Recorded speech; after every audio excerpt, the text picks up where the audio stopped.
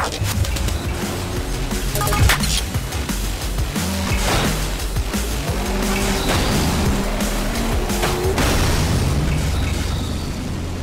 reason MotorStorm is not going to be your typical racing game because it's a game that has multiple vehicles, which you have 7 to choose from, and there are no rules. Most racing games have rules.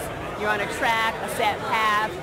You can't go outside of that. MotorStorm, you got cliffs hanging on the side of you. You need to have, be compatible with your AI racers. It's, either be hit or you hit the AI. So it's all about winning the festival any way you can.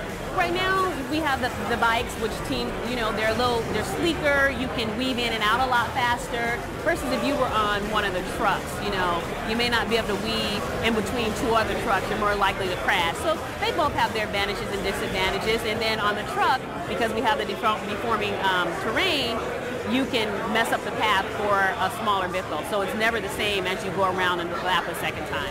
You don't have one set path that you continue to go on. In MotorStorm, you have different routes you can take.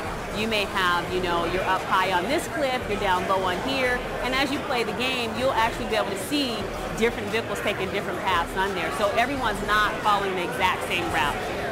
3 people over here, someone up here, down there, and as you begin to, go around the track, you'll see the different paths that you can take.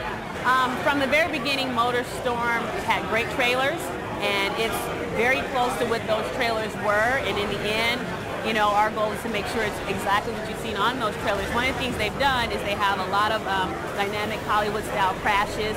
You actually get the slow motion, the motion blur, what you actually saw in those first demos that you saw in the video that you saw of MotorStorm. Those are actually in the game and you can see them. Sense of speed is pretty important. Although it's dirt, you have, mud as well, and then there's a boost in there that you want to use. But you have to be careful about the boost because if you take your boost up too high, get in the red area, it will explode your engine.